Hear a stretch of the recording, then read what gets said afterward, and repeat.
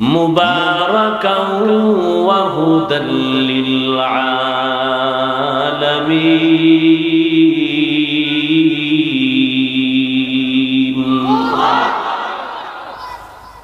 আল্লাহ বলেন আমি জমিনটা বানাইয়া কোনো কিছুই বানাই না, একটা ঘর বানাইছি বাইতুল্লাহ।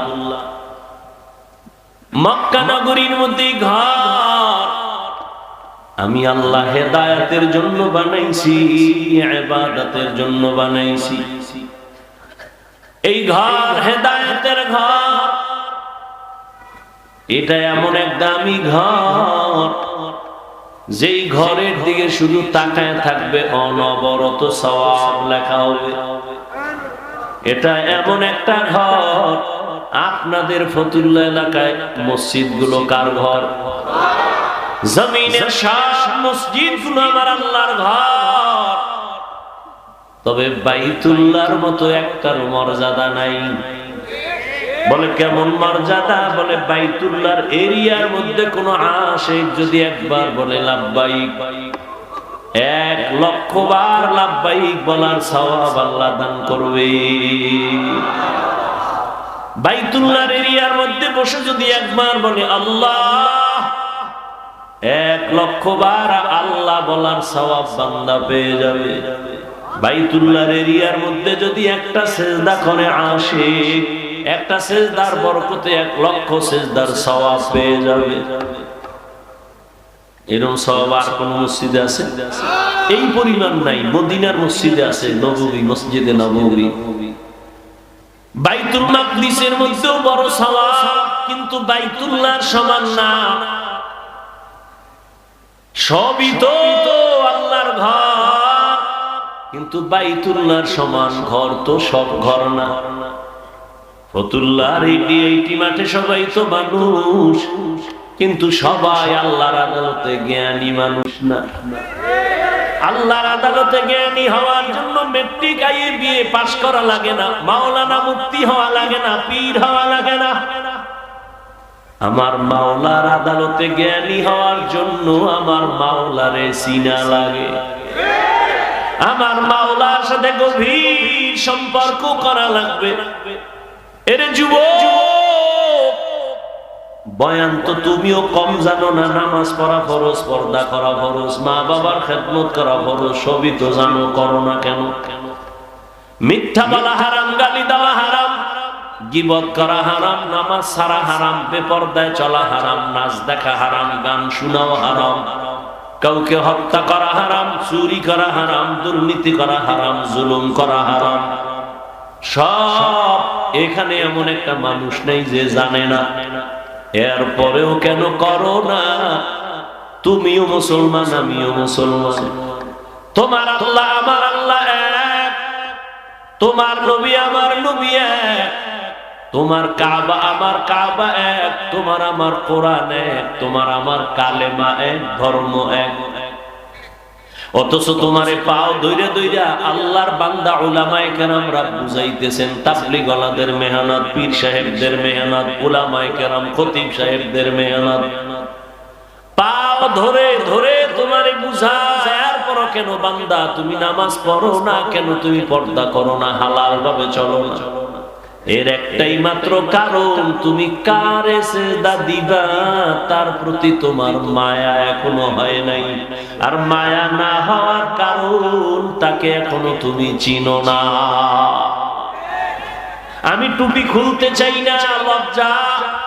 আর তুমি কেমন মুসলমান যে টুপি মাথায় দিতে চাও না, লজ্জা।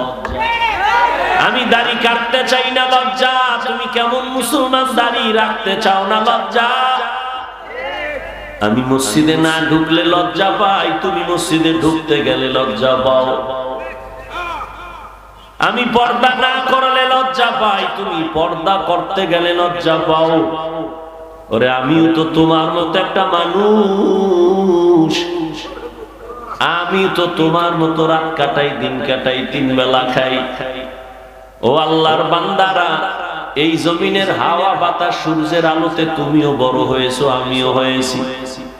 ও আল্লাহর বান্দা বলো, আল্লাহ আকল দিছে, একটু আগেও বলছে কুকুর শুয়োরের দেয় না, মানুষের দিছে, একটু বলো।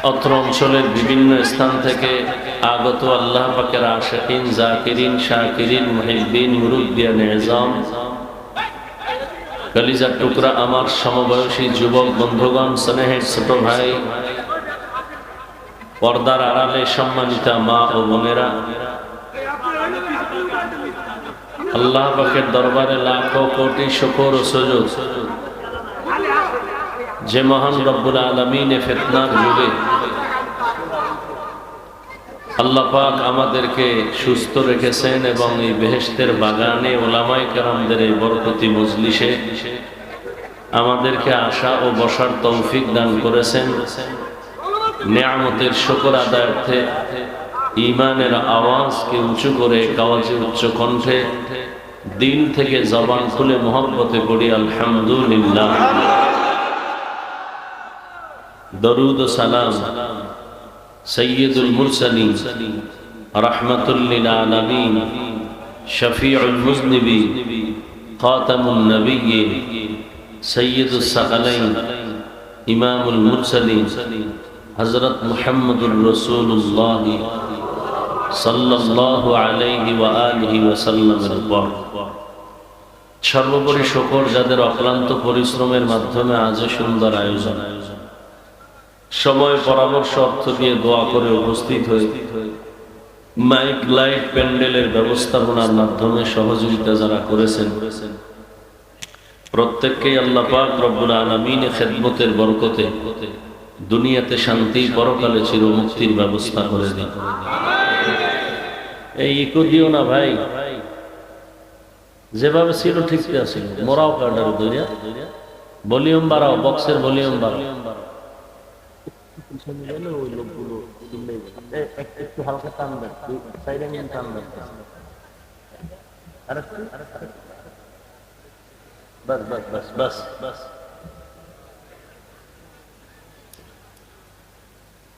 হযরত উলামায়ে কেরাম দীর্ঘ সময় কোরআন সুন্নাহর আলোকে আলোচনা রেখেছেন, আপনারাও ধৈর্যের সাথে শুনছেন আলহামদুলিল্লাহ। অত্যন্ত গুরুত্বপূর্ণ আলোচনা রেখেছিলেন আমার আগে এই নারায়ণগঞ্জের সন্তান, ঐতিহ্যবাহী বারিদারা মাদ্রাসার সুনামধন্য মুহতামিম হযরত গুরুত্বপূর্ণ আলোচনা করেছেন। তার আগে আরো অনেক উলামায়ে কেরাম আলোচনা করেছেন।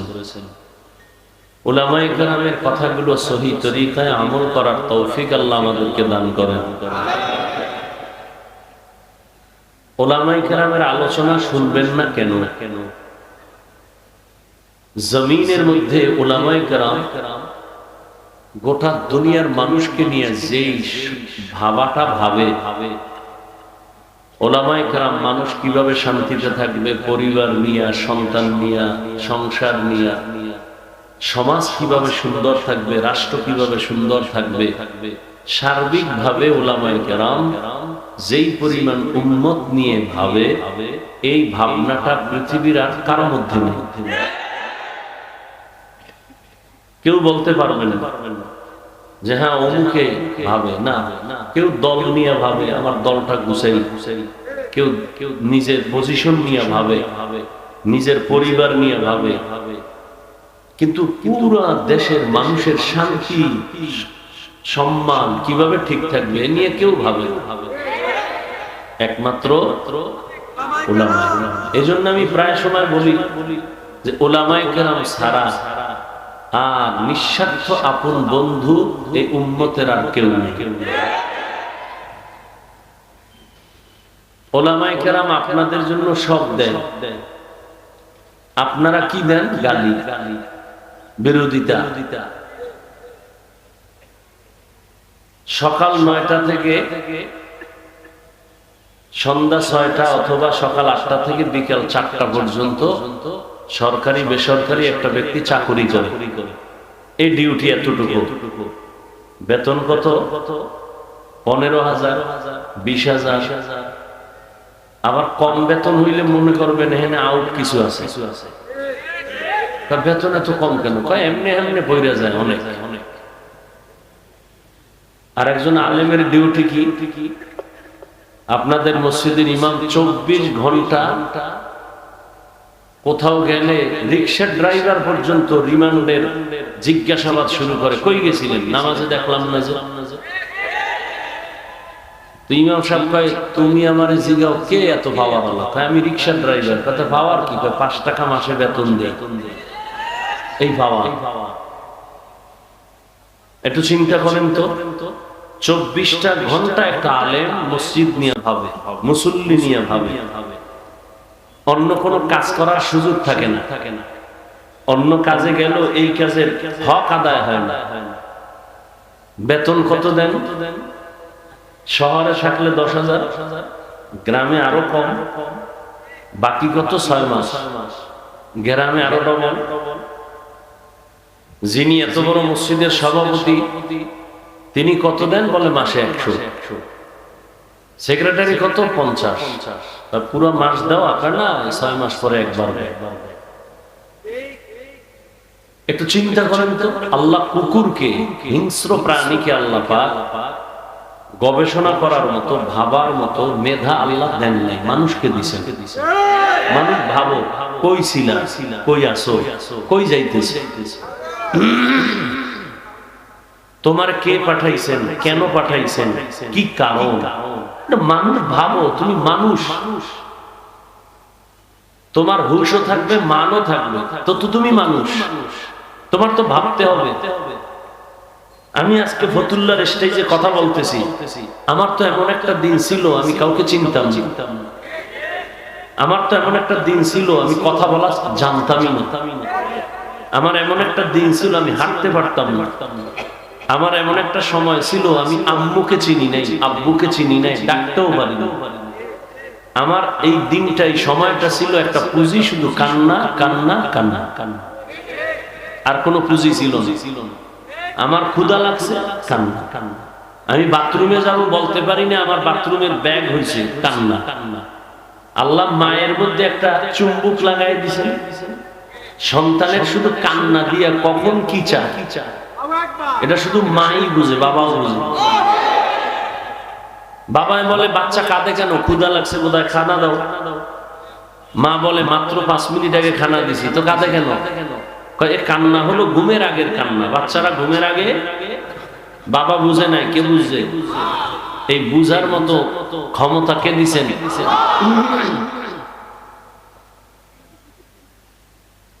দুনিয়াতে যা কিছু আছে এগুলো সব কিছু আল্লাহ দিছেন কেন? সূর্য, চন্দ্র, গ্রহ, নক্ষত্র, গাছপালা, পানি, বাতাস, আগুন, সব কিছু দিছেন। এগুলো দেখে দেখে ভাবো, ভাইবা ভাইবা তুমি কি ফলাফল নিবা, এগুলি কে বানাইছেন? এটা ভাইবা, তারে খুঁজবা, খুঁজা তার সাথে একটা সম্পর্ক তৈরি করে। الذين يذكرون الله قياما وقعودا وعلى جنوبهم ويتفكرون في خلق السماوات والأرض ربنا ما خلقت هذا باطلا سبحانك فقنا عذاب النار। জ্ঞানী কারা? আমরা বলি বুদ্ধিজীবী। আমি মাঝে মাঝে বলি, তোমার জিবি কত? 1 জিবি না 2 জিবি? কত আসলে জানি না, পুরা জিবি হ্যাং হয়ে গেছে। এই জন্য আলেমও ভাল লাগে না, নামাজও ভাল লাগে না। মাঝে মাঝে আল্লাহরেও ভালো লাগে। জিবি আসিল, কি হয়ে গেছে? হেরা হইলো বুদ্ধিজীবী। কেমনে বুদ্ধিজীবী? যে মদের বোতল লইয়া বউরে মা কয়, এই বুদ্ধিজীবী। দাঁড়ায় প্রস্রাব করে, বুদ্ধিজীবী। ডান হাতে বিড়ি টানে, বাম হাতে চা টানে, বুদ্ধিজীবী। আর আল্লাহ কারে বুদ্ধিজীবী? আল্লাহর দৃষ্টিতে আল্লাহ কার বুদ্ধিজীবী আসলে কে জানো? ইয়াযকুরুনাল্লাহা কিয়ামা ওয়া কুউদা ওয়া আলা জুনুবিহিম। যারা আমার আল্লাহকে স্মরণ করে দাঁড়ানো অবস্থায়, বসা অবস্থায়, হাঁটা অবস্থায়। আমারে এই কথা বলার শক্তি দিছেন কে? খুঁজে খুঁজে বের করে, তিনি আমার আসল মালিক। আমি ঘুমের মধ্যে মরে গেছি, মরার দোয়াই তো পড়ছিলাম, আল্লাহুম্মা বিসমিকা আমুতু, ও আল্লাহ তোমার নামে আমি মরি, মরে গেছি, তুমি যদি না উঠাও আমার মা উঠাইতে পারবে। যারা হাঁটা চলা অবস্থায় সব সময় গবেষণা করে আমাকে কে বানাইলেন, আমাকে কে দাঁড় করাইলেন, যিনি শক্তি দিয়েছেন দাঁড়ানোর, ওই আল্লাহ যদি বসার শক্তি না দেয় বসতে পারবো না, বসার পরে যদি দাঁড়ানোর শক্তি না দেয় আমার আর দাঁড়ানো যাবে না। কদম একটা দিয়া সামনে কদম যদি দিতে না দেয় আমার আর কদম দেওয়া চলবে না। জ্ঞানী যারা এরা ভাববে আসমান কে বানাইলেন, একটা খুঁটি নাই, সামান্য একটা 3 খাডালের হ্যান্ডেল দুনিয়ার বাঁশগুলো দিয়ে খাড়া করছে, আর আল্লাহর এত বিশাল বড় আসমান, এখান থেকে 500 বছরের দূরত্ব প্রথম আসমান, এইভাবে একটা না 7টা আসমান আল্লাহ টানাইছে, উপর দিয়ে কোনো রশিও নাই, নিচের থেকে কোনো খুঁটিও নাই, কোনদিন নাড়াচাড়া করে না। এইভাবে বিনা খুঁটিতে এত সুন্দর নীল আকাশ কে টানায় রাখছেন? যারা জ্ঞানী তারা ভাবে এর পেছনে একজন মিস্ত্রি আছে, মালিক আছে। এই মালিকের এত চিনলাম না। বলখের বাদশাহ ইব্রাহিম ইবনে আদহাম মখমলের চাদরে আরামে ঘুমায়, হঠাৎ খবর শুনতেছে কে যেন ঠক ঠক করে আওয়াজ দেয় তার ঘুমের ছাদের উপরে, ঘুমের বিছানার উপরে। প্রহরীরে ডাক দিয়া বলে কে আওয়াজ দিল? কয় দেখি না তো কেউ রে। কয় আমি তো শুনলাম হাঁটে, কোনো আওয়াজ নাই। কে এমন সুন্দর আওয়াজ দিয়ে আবার চলে গেল? একজনে গাইবি আওয়াজ দিয়ে কইতেছে আমি আমার হারানো একটা ঘোড়া তালাশ করতে আইছি তোমার ছাদে। হারানো ঘোড়া কি ছাদে পাওয়া যায়? আল্লাহ আল্লাহদের একটা কথার মধ্যে অনেক কিছু ঢুকানো। আল্লাহ হেদায়েতের দরজা খুলতেছেন তো একটা বাহানা, একটা কৌশল অবলম্বন করছে। কাই বোকা, ছাদের উপর কি ঘোড়া পাওয়া যায়নি? বোকা তো তুমি। বলখের বাদশাহ ইব্রাহিম ইবনে আদহাম চমকে উঠে বসে গেলেন। এত বড় দুঃসাহস কার যে আমাকে বোকা বলল? এত বিশাল রাষ্ট্রের আমি মালিক, আমার কথায় পুরো দেশ চলে, আমাকে বোকা বলল কেন? বোকা বইলা কয় আমি বোকা না, তুমি বোকা।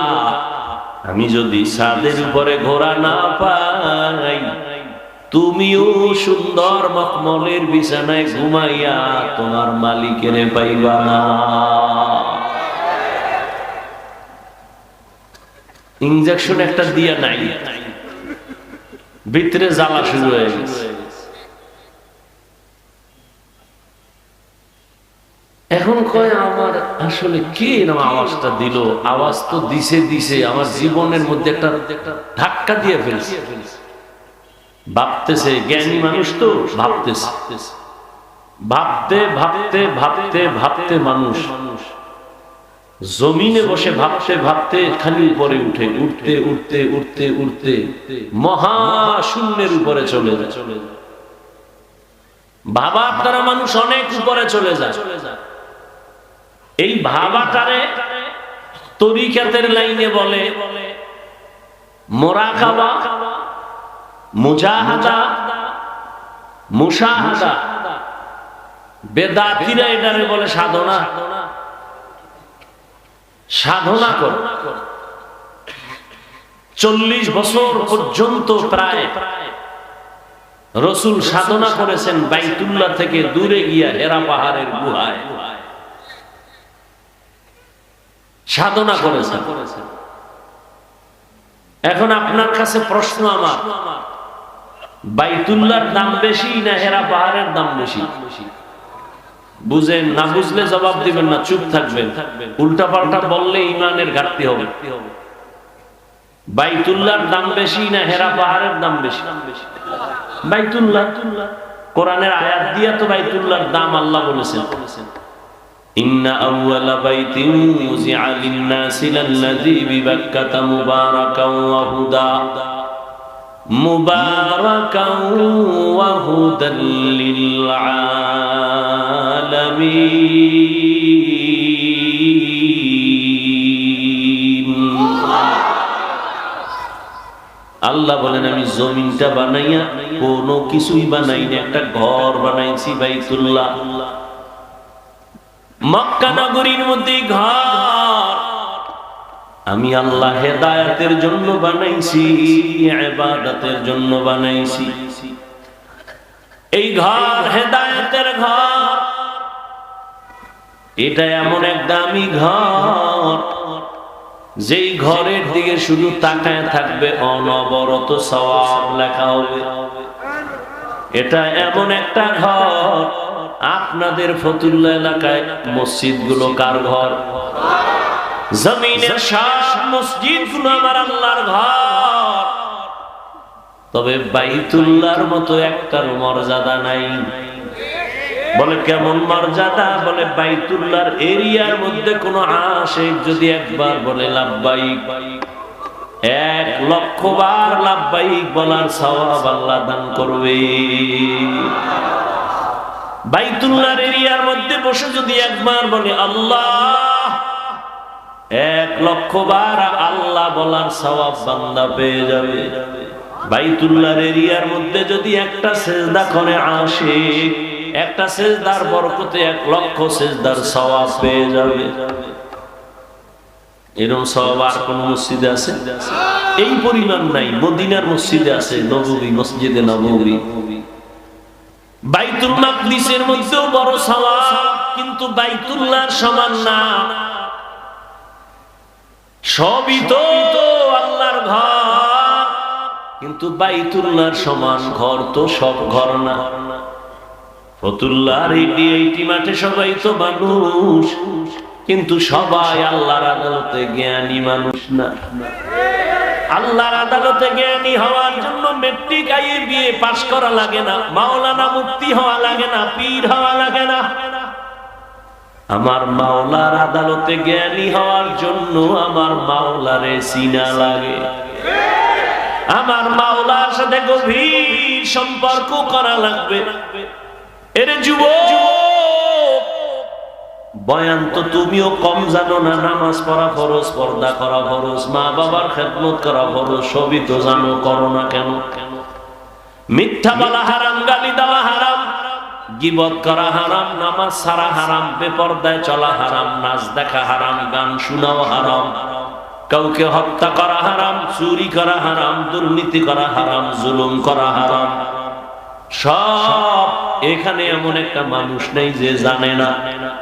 এরপরেও কেন করো না? তুমিও মুসলমান, আমিও মুসলমান। তোমার আল্লাহ আমার আল্লাহ এক, তোমার নবী আমার নবী এক, তোমার কাবা আমার কাবা এক, তোমার আমার কোরআন এক, তোমার আমার কালেমা এক, ধর্ম এক। অথচ তোমারে পাও দইরা দইরা আল্লাহর বান্দা উলামায়ে কেরামরা বুঝাইতেছেন। তাবলীগ ওয়ালাদের মেহনত, পীর সাহেবদের মেহনত, উলামায়ে কেরাম, খতিব সাহেবদের মেহনত, পাও ধরে ধরে তোমারে বুঝায়। এরপর কেন বান্দা তুমি নামাজ পড়ো না? কেন তুমি পর্দা করো না? হালাল ভাবে চলো না? এর একটাই মাত্র কারণ, তুমি কারে সিজদা দিবা তার প্রতি তোমার মায়া এখনো হয় নাই। আর মায়া না হওয়ার কারণ, তাকে এখনো তুমি চিনো না। আমি টুপি খুলতে চাই না, লজ্জা। আর তুমি কেমন মুসলমান যে টুপি মাথায় দিতে চাও না, লজ্জা। আমি দাড়ি কাটতে চাই না, লজ্জা। তুমি কেমন মুসলমান দাড়ি রাখতে চাও না, লজ্জা। আমি মসজিদে না ঢুকলে লজ্জা পাই, তুমি মসজিদে ঢুকতে গেলে লজ্জা পাও।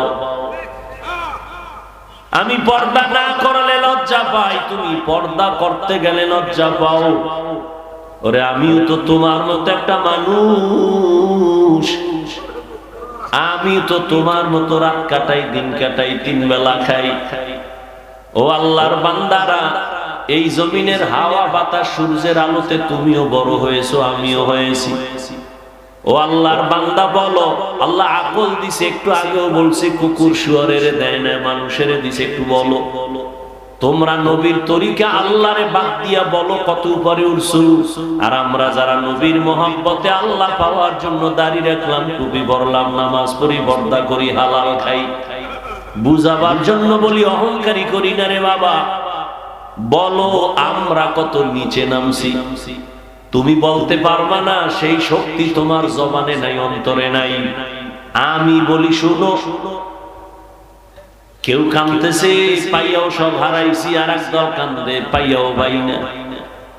চেয়ারম্যানের চেয়ারের মেয়াদ শেষ, আর যারা নবীর আদর্শ নিয়ে আসিলাম, আগে যেমন আছি এখনো আছি, সামনে এমনই থাকবে, কোনো চিন্তাই নাই। চেয়ারম্যানের চেয়ারের মেয়াদ শেষ, আর নবীর আদর্শওয়ালা টুপিওয়ালা ওলামায়ে কেরামের কোনো মেয়াদি নাই, শেষ হবে আবার কি। এই সম্মানকে দিছে, টাকা দিয়া সম্মান কিনলে ফুলের মালার পরে আবার জুতার মালা। আর আমার মাওলায় যারে সম্মান দেয়, ওই বান্দার সম্মানে দুনিয়াতেও বাদশাহ, পরকালেও বাদশাহ। হে খোদা দয়াময় রব্বুল আলামিন,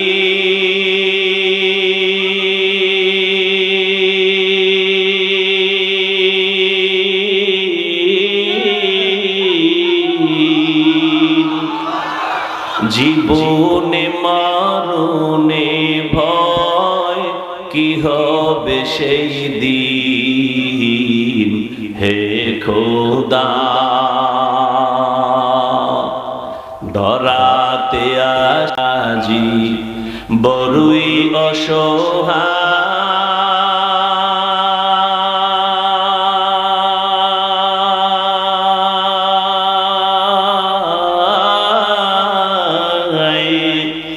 ইহকালের মায়া জানে অন্ধ যে সবাই।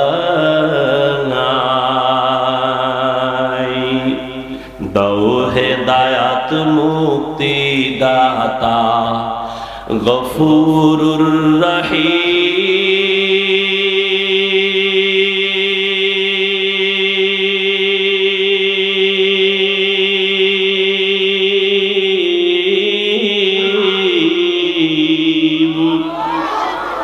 জীবনে মরণে ভয় কি হবে সেই দিন।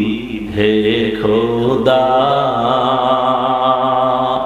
হে খোদা দয়াময় রব্বুল আলামিন,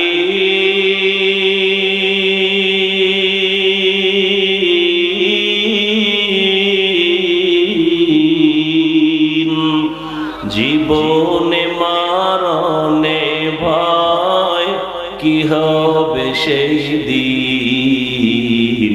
হে খোদা, এই চিন্তা করতে করতে আবু বকর জীবন কাটায় দিলেন। মরণে আমার কি উপায় হবে? পরশুদিন হাদিস দেখলাম, রহমতের নবী ইস্তেনজায় ঢুকছেন। ইস্তেনজা চিনেননি? এও তো অনেকে চিনে, বাংলায় খাওয়া লাগবে না। রহমতের নবী হাজত ছাড়তে ঢুকলেন, বাথরুমে গেলেন। নবী বাথরুম থেকে বের হইয়া দ্রুত তায়াম্মুম করতেছেন, মাটি দিয়া। কি করেন? তায়াম্মুম করতেছেন রহমতের নবী। সাহাবী ডাক দিয়ে বলেন, ইয়া রাসূলুল্লাহ, ওই যে পানি দেখা যায়, পানি দেখলে তো তায়াম্মুমের আর দরকার কি? ওখানে যাইয়া ওযু করে নিবেন।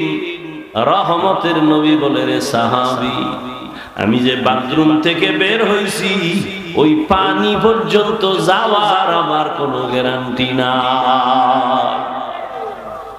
আমি এই জন্য তাড়াতাড়ি ওযু বানাবো, পানি পাবো, তারপরে ওযু বানাবো। ওই পর্যন্ত পৌঁছতে পারবো কিনা গ্যারান্টি নাই। এর মধ্যে না জানি আবার আজরাইল এসে হাজির হয়ে যায়। আজরাইল যদি এসে হাজির হয়, আমার তো আর পানি পর্যন্ত যাওয়ার সুযোগ হবে না। চোখের সামনে দেখো লাশ আর লাশ। জানাজা পড়লি, লাশ কবরে দাফন করলি, আর বড় নিজের লাশের চিন্তা করলি না। কত মা সন্তান হারায় কাঁদে, আমারে কে আম্মু বলে আর ডাক দিবে। মা সন্তান হারায় কাঁদে, আমি কাকে আম্মু বলে ডাক দিব। এরে আল্লাহর বান্দা, ভাই ভাই হারায় কান্না করতেছে, স্ত্রী স্বামী হারায় কাঁদে, স্বামী স্ত্রী হারায় কাঁদে।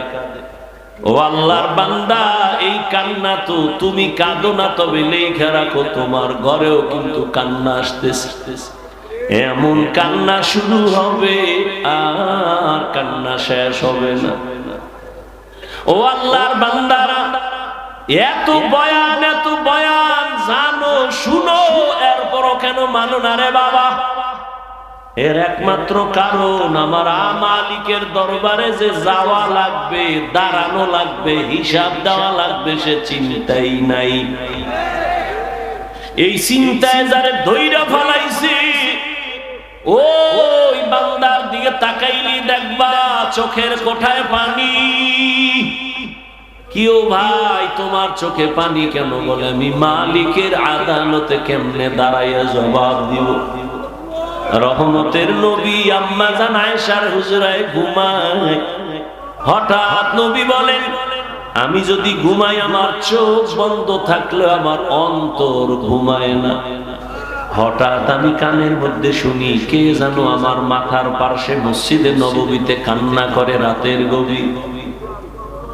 আমি উঠলাম, উঠা আমি বের হইয়া তাকায় দেখি রাতের গভীরে নামাজে দাঁড়ায়া কে কান্না করে। দুনিয়ার কোন সাধারণ কেউ না, আমার কলিজার সাহাবী, জান্নাতের 1 নাম্বার সার্টিফিকেটধারী সাহাবী আবু বকর নামাজে দাঁড়ায়া দাঁড়ায়া কান্না করতেছি। আমি নবী পেছনে অপেক্ষা করতেছিলাম। নামাজ শেষ, জিজ্ঞাসা করলাম, ও আবু বকর, আপনি নামাজে দাঁড়ায় কান্না করেন কেন? আবু বকর বলেন, ইয়া রাসূলুল্লাহ, আমি আল্লাহর আদালতে কেমনে দাঁড়াবো সেই ভয়। হর কে দারত খৌফে হক দর দিল মাদাম, জন্নতুল মাওয়া দেহত রামাকাম, জুজবা হকচি জে মখাজ ইনসুজা ফজলে উআ মস্তে দর জুমলা জাহা। এই আল্লাহর ভয়, আল্লাহর আদালতে দাঁড়ায় হিসাব দেওয়ার ভয়টা অন্তরে ঢুকানোর জন্য লাগবে একজন আল্লাহওয়ালার নেক নজর। এজন্য আল্লাহ বলেন, ইয়া আইয়ুহাল্লাযীনা আমানুত্তাকুল্লাহা হাক্কা তুকাতি, ও মুমিনেরা আল্লাহকে ভয় করো, হক আদায় করে। ওয়ালা তামুতুন্না ইল্লা ওয়া আনতুম মুসলিমুন।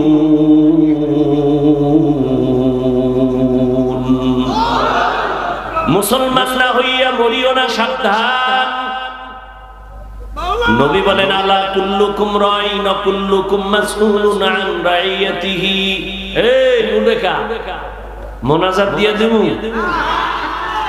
মাওলায় যদি বাড়ি না নেয়, কেমনে আগে বাড়ি যাবা? মাওলা না নিলে পারবা?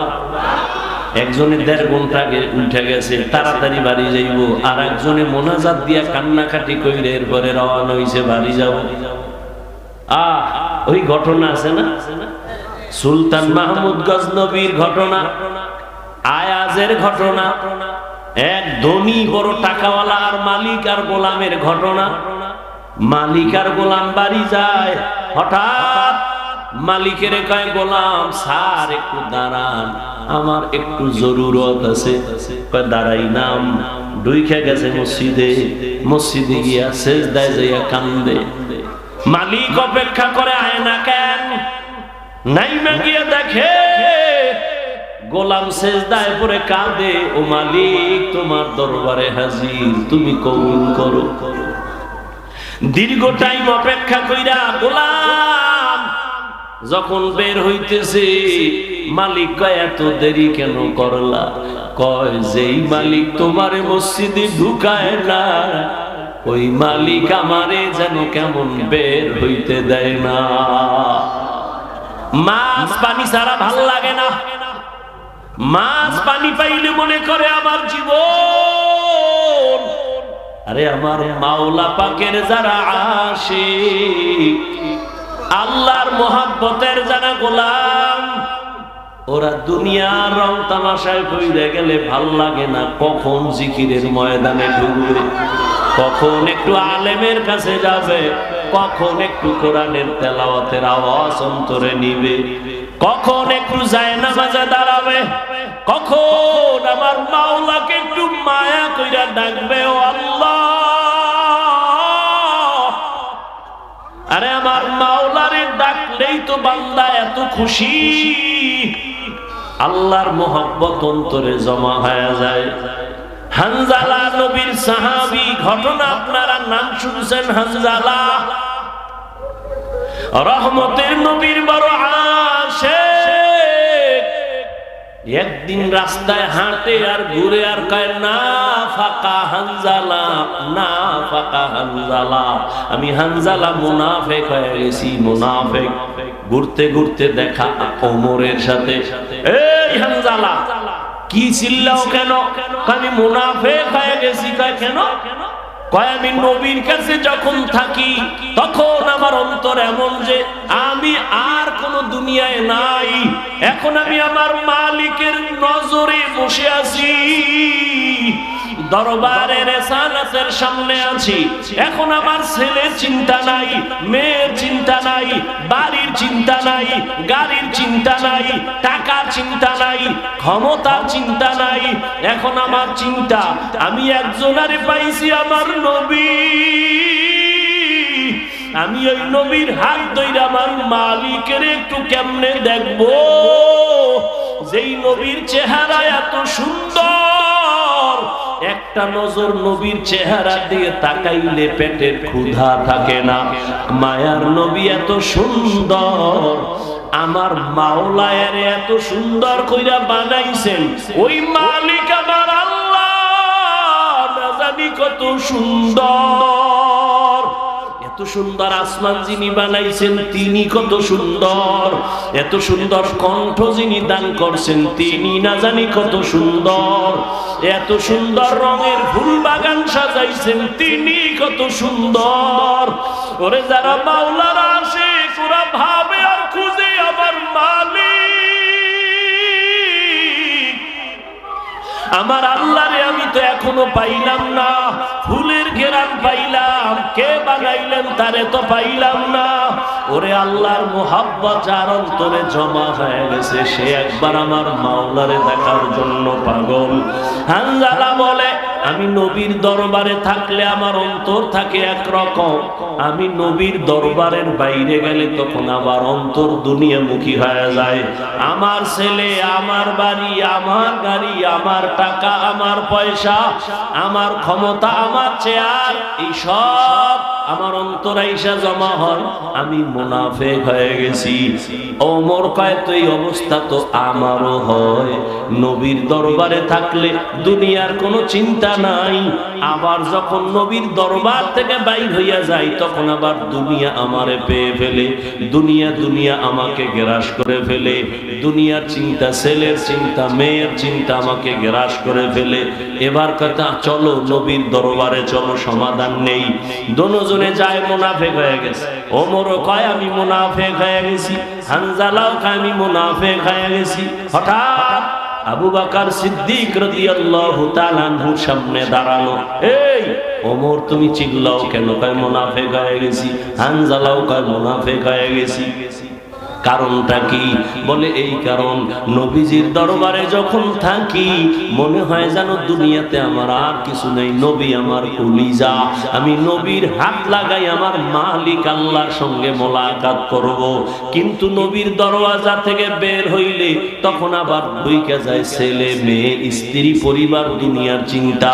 আবু বকর কয় অবস্থা তো আমারও, মনে হয় আমিও মুনাফিক হয়ে গেছি। আমার মাওলার ভয়। আর তুমি নামাজে দাঁড়াইয়াও দোকান নিয়ে ভাবো, নামাজে দাঁড়াইয়াও ছেলের চিন্তা, মেয়ের চিন্তা, ঘরের চিন্তা, ক্ষমতার চিন্তা। ওরে আবু বকর, নবীর দরবার থেকে বের হইলে দুনিয়া, নবীর দরবারে থাকলে দুনিয়ার চিন্তা নাই। এরপরও ভয়, কান্নার আওয়াজ। আর তোমার আমার তো নামাজের মধ্যেও দুনিয়া ঢুকানো, জিকিরের মধ্যেও দুনিয়া ঢুকানো। তোমার আমার চোখে পানিও নাই, কোনো আফসোসও নাই রে বাবা। নবীর দরবারে গেলেন, রহমতের নবী বলেন, এমন যদি তোমাদের হয় আর ভয় লাগে, এটাই তোমাদের ঈমান যে শুদ্ধ পরিপক্ক, এটাই তার প্রমাণ। তোমাদের ঈমানে কোনো ভেজাল নাই। এরে নবী না শেখ ইব্রাহিম ইবনে আদহাম পাগলের মতো হয়ে গেল। কে আমাকে বোকা বলল? ঠিকই তো, আমার ওয়ার্ডারে বলখের মানুষগুলো দাঁড়ায় আর বসে, কিন্তু আমি তো একবারও চিন্তা করলাম না এই যে সূর্যটা উঠছে পূর্ব দিগন্তে, এই সূর্য তো আমার অর্ডারে উঠেও না, আমার অর্ডারে ডুবেও না। রাতের বেলা আকাশে চাঁদের আলো, আমার অর্ডারে চাঁদ উঠেও না, ডুবেও না। তাহলে এর পেছনে তো একজন মালিক আছে, নাই? ওই মালিকের তালাশ করছনি? এরে আল্লাহর বান্দা, তোমারে কেউ হাদিয়া পাঠাইছে, কে পাঠাইছে তার পরিচয় নাও। মোলাকাতের জন্য পাগল, দেখা করলে মনে হয় আরো হাদিয়া দিবে। যেই মাওলায় তোমারে আমারে মানুষ বানাইছেন, কুকুর বানান নাই, শুকার বানান নাই, আবার আখিরি নবীর উম্মত বানাইছে, এত সুন্দর জীবন আমাকে দান করছেন। আমার মতোই তো কত মানুষ। ওই যাও ডিআইটি মসজিদের বারান্দায় যাও, বাইতুল মুকাররমে জুমার দিন গিয়া দেখো, পাও নাই, ভিক্ষা করে। দুইটা চোখের পাওয়ার নাই, বলে আমি অন্ধ, আমারে কিছু ভিক্ষা দাও। আমার মাওলায় যদি তোরে অন্ধ বানাইতেন রে যুবক, বল সারা রাত মোবাইলে নাচ গান কেমনে দেখতি? আমার মাওলায় যদি অন্ধ বানাইতেন, কে তোরে চক্ষু দান করত? আমার মাওলায় যদি তোরে বধির বানাইতেন, কে তোরে আর সুস্থ করত?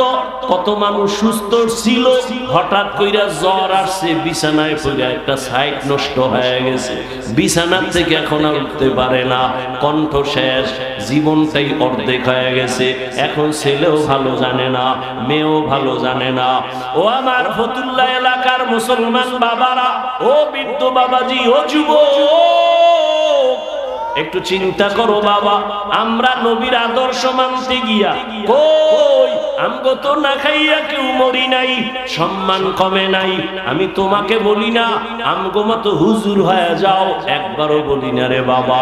বরং তুমি স্কুলে পড়ো আলহামদুলিল্লাহ, কলেজে পড়ো, চাকরি করো, ব্যবসা করো আলহামদুলিল্লাহ, তবে ওখানে থাইকেই তুমি আমার মালিকের সাথে একটা লাইন লাগাও, ওখানে থাইকা নামাজের সেজদা দাও।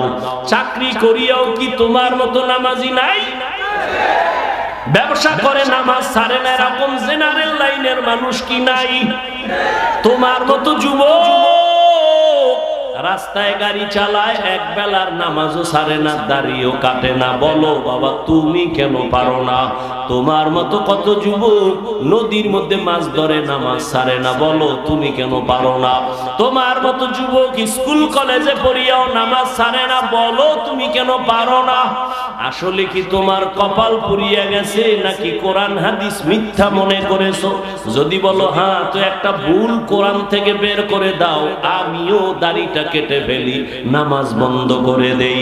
যদি কোরআনে ভুল হয় সবই ভুল, আল্লাহও ভুল। আর যদি বলো না আল্লাহর কোরআন সত্য, তো আল্লাহ আছেন সত্য, গুনাহ নিয়ে কবরে গেলে আযাব হবে তাও সত্য, নেক আমল নিয়ে যদি যাও জান্নাত পাইবা তাও সত্য। আল্লাহর কোরআন মিথ্যা না সত্য?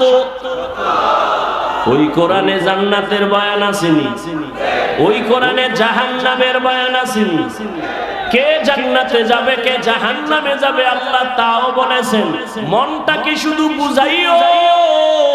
হাফিজুর রহমান ভাই তো আমাদেরকে হুজুর হওয়ার জন্য তাকিদ দেয় নাই, হাফিজ ভাই তো কওমি মাদ্রাসায় যাইতে বলে নাই, হাফিজুর রহমান তো তাবলীগ না গেলে জাহান্নামে যাবা বলে নাই। কি বলছে? স্কুলে পড়লেও নামাজ ছাড়া যাবে না। স্কুলে পড়িয়াও তো আমার মতো যুবক নামাজ পড়ে, আমি কেন পারি না? আমার মতো যুবক চাকরি করে নামাজ পড়ে, আমি কেন পারি না? আমার মতো যুবক ব্যবসা করে নামাজ পড়ে, আমি কেন পারি না? আমার কপাল বুঝি খারাপ, গুনার কারণে আল্লাহ বুঝি আমার উপরে বেজার হয়ে গেল। এখনো সময় আছে, তওবার দরজায় ফিরে আসো। আল্লাহ তাআলা বারবার ডাকে, আয়, কই যাবি বান্দা আয়, যেদিকেই যাবি জাহান্নাম ছাড়া আর কিছুই নাই। আমার দরজাটা শান্তির আর রহমতের দরজা, তওবা কর, জীবনের সব গুনাহ মাফ করে দিব। 5 বেলার নামাজ পড়ো, মা বাবার দোয়া নাও, বেয়াদবি করিও না, শিক্ষকের দোয়া নাও, বেয়াদবি করিও না, ওলামায়ে কেরামের পরামর্শ নিয়ে নামাজ পড়ো, দাড়ি রাখো, মা বাবার দোয়া নিয়ে চলো, চাকরি করো, ব্যবসা করো, হালাল ভাবে চলো, হারাম খাইও না, কারো হক নষ্ট করিও না, কারো উপরে জুলুম করিও না। যদি এমত অবস্থায় তুমি নেক আমল নিয়ে কবরে যাইতে পারো, তোমার কবর হবে জান্নাতের বাগান। আল্লাহ তাআলা আরামের বিছানা দিবেন ফেরেশতার মাধ্যমে ঘুমানোর জন্য। আর যদি বান্দা গুনার মজা পাইয়া গুনাহ করতে করতে করতে করতে আজরাইলের হাতে ধরা খাইয়াই যাও, আজরাইল যদি আইসা দেখে তোর কানের ভেতরে গানের তার লাগানো, তুই বিছানায় শুয়া শুয়া গানের তার কানে লাগাইয়া গান শুনতেছো, আজরাইল যদি এর মধ্যে আল্লাহ পাঠায় দেয়, অবস্থা কেমন তোমার খারাপ হয়ে যাবে। ঈমান নাই, কালেমাও তোমার জবানে আর আসবে না। নবী বলে, একটা জ্যান্ত ছাগলের চামড়া খুললে যেমন কষ্ট পায়, একটা গুনাহগার বেনামাজির রূহটা যখন আজরাইল নেয় সেই কষ্ট শুরু হয়ে যায়।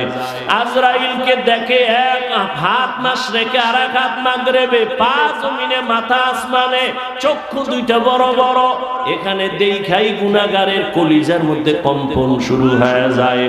আর যেই জাহান্নাম আল্লাহ বানাইছেন, ওই গুনাহগারেরা জাহান্নামের ছবিটা দেখায়া দেয়। ও আল্লাহর বান্দা, তুমি আমি তো মানুষের কাতারেই নাই। যারা মানুষ, ওই যে আবু বকরের কথা বলতেছিলাম, রহমতের নবী, যার কোনো গুনাহ নাই, তিনিও কান্না করতেছেন আল্লাহর আদালতের হালাতের কথা চিন্তা করিয়া। আম্মা জান আয়েশা রাদিয়াল্লাহু আনহা বলেন, নবীজিকে আমি জিজ্ঞাসা করলাম, নবী আমার রুমে বৈশা কাঁদেন কেন? নবী বলেন, ও আয়েশা, হাসরের ময়দানে আমার উম্মতের কি উপায় হবে, এই চিন্তায় আমি কান্না করতেছি। আম্মাজান বলেন, ও নবী, হাসরের মাঠটা কেমন হবে?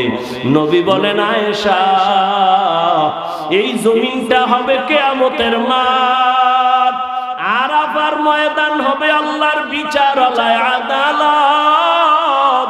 এই দুনিয়ায় তো বড় বড় মাস্তান তো চলে গেল, আল্লাহর কোরআনের একটা ভুল বের করতে পারে নাই, নবীর একটা কথার মিথ্যা প্রমাণ করতে পারে নাই।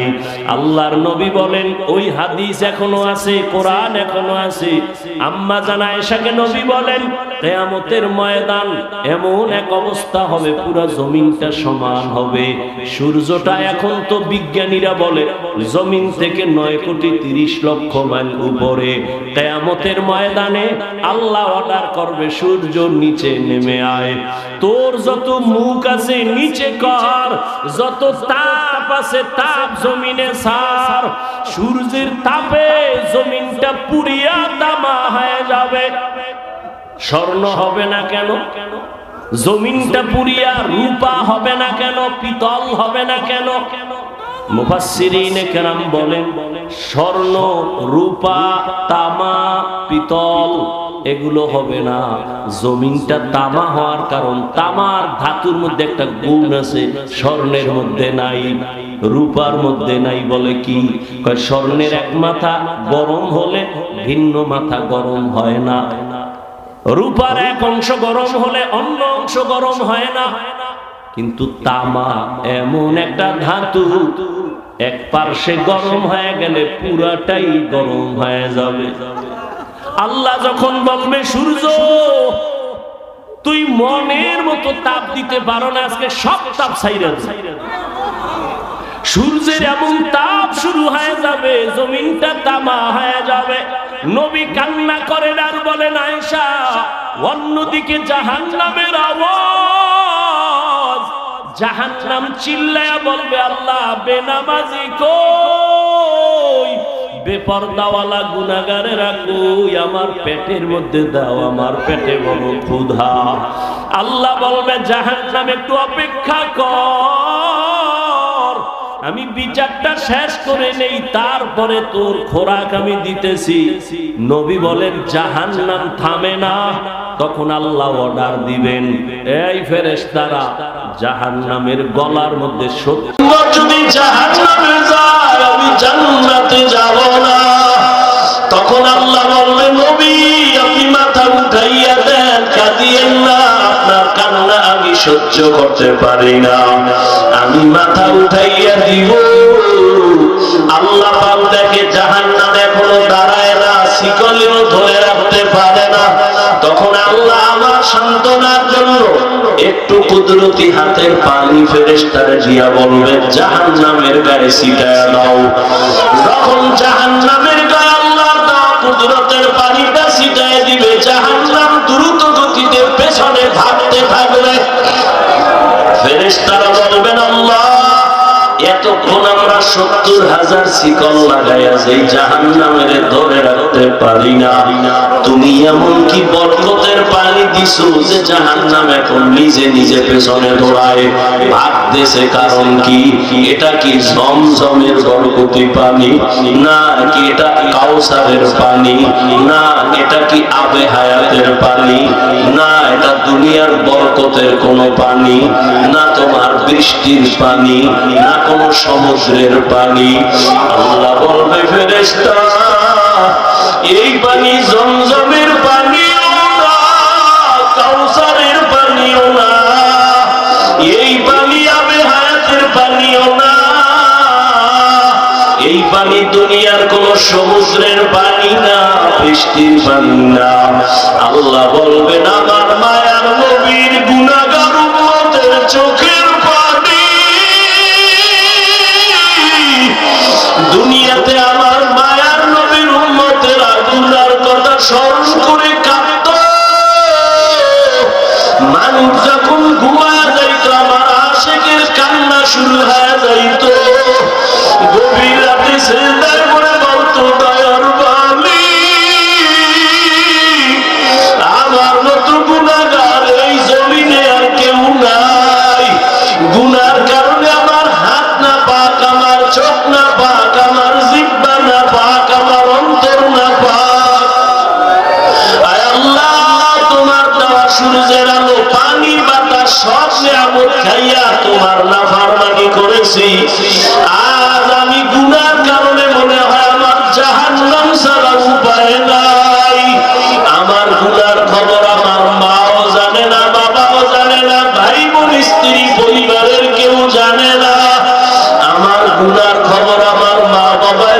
জানতো লাঠি মেরে ঘর থেকে বের করে দিত।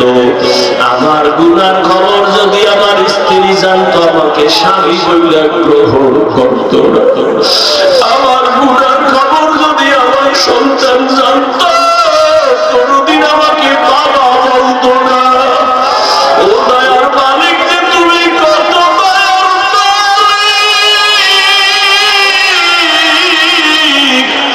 তুমি আমার সব গুনার খবর জানো। ও আল্লাহ, যুবকের আমার মাওলারে ডাক দে, তুই গুনাহ চোখের পানি আর গুনার কত স্মরণ করে ক্ষমা চাও। আর আল্লাহরে বলো আমার মাওলা যে কেমন দয়ার মাওলা। ওরে দরওয়াজা জানালা বন্ধ করে মোবাইলে তারা যে গুনাহ করেছ, ওই দরওয়াজা জানালার ভেতরের গুনার খবর মাও জানে না, বাবাও জানে না। ওরে আমার মাওলারে ফাঁকি দিতে পারে নাই রে বাবা। আরে তোমার গুনার খবর যদি মা জানতো ঘর থেকে বের করে দিত। কিন্তু আমার মাওলা যে কেমন দয়ার মালিক, গুনাহ করছি দেখছি, এরপর ঘরের থেকে বের করে দেয় নাই, সম্মানের চেয়ার থেকে ফালাইয়া দেয় নাই। ও আল্লাহর বান্দারা, আজকে বাড়ি পাইছো, গাড়ি পাইছো, সন্তান, বিবি, পরিবার, ক্ষমতা সবই পাইলা, কিন্তু আজকে যেইগুলি পাইয়া পাগল চিন্তা করে দেখছো এগুলি কিছুই তোমার আমার আপন না। ওরে আজরাইল আইসা যখন রূহ ধইরা কান মারবে, ওরে তোমার আপন মা বাবা তোমারে ফেলে দিবে, আর ঘরে ঢুকাইবে না। সাদা কাপড়ের প্যাকেট বানাইয়া কবরের দেশে পাঠাইয়া দিবে। এতদিন যে মা বাবার জন্য এত পাগল হইলাম, কেউ আমার সাথে যাবে না। আমি আস্তে আস্তে দেখি আমার বন্ধু নাই, আমার পাশের লোকগুলো সব আলাদা হয়ে গেল। এক পর্যায়ে আমার সাদা কাপড়ে পেঁচাইয়া আমারে বাগ বাগানে নিয়ে রওনা। ওই কবরে অন্ধকার ঘর, বাতি নাই, কোনো সাথী নাই। ওই কবরে পাড়াইয়া পাড়াইয়া মাটি দিয়া সবাই চলে গেল, আমি এখন একা। আমার ডানে মাটি, বামে মাটি, সামনে পিছনে, উপরে নিচে মাটি। কই আমার বাড়ি, কই আমার গাড়ি, কই আমার সংসার, কই আমার মা বাবা, কই আমার ক্ষমতার চেয়ার, কই আমার সম্মান। এখন এই অন্ধকার কবরে দুইজন ফেরেশতা চলে আসবে প্রশ্ন করার জন্য। রবের পরিচয় দাও, ধর্মের পরিচয় দাও, রহমতের নবীর পরিচয় দাও। আমি যদি মাওলারে না চিনিয়া কবরের বিছানায় যাই, ওরে গুনাহগার বেনামাজি তখন বলবে হা হা লা আদরি, হা হা লা আদরি, হা হা লা আদরি। আফসোস, আমি কিছুই জানি না, কিছুই জানি না, কিছুই জানি না। আমার রবকে আমি চিনি না, আমার ধর্ম কি জানি না, মুহাম্মদ নবীকে আমি চিনি না। নবী বলেন সাথে সাথে আমার মাওলা রাগান্বিত কুদরতি আওয়াজ দিবেন। আল্লাহ বলবেন ফেরেশতা, এর সাথে আর ভালো ব্যবহার করার কোনো সুযোগ নাই। এই বান্দারে আমি দুনিয়াতে কত আদর করছি, আমি আল্লাহ কত নিয়ামত খাওয়াইলাম। আমার দেওয়া জমিনের ফসল খাইলো, গাছের ফল খাইলো, নদীর মাছ খাইলো, একবারও শুকর আদায় করে নাই, বরং আমার নাফরমানি করেছে। আলেম ওলামারা বুঝাইলো, বুঝে নাই, বিরোধিতা করেছে। এখন আর সুযোগ দেওয়া হবে না, এর জাহান্নামের শিকল লাগাও, কবরের ভেতরে জাহান্নামের বিছানা দাও। আল্লাহ রাগান্বিত হয় বলবে নাফরমানের ধর, কবরের ভেতরে জাহান্নামের আগুন লাগা দাও। আল্লাহ রাগান্বিত হয়ে বলবে ও কবরের মাটি, এই গুনাহগারের দুই পার্শ্ব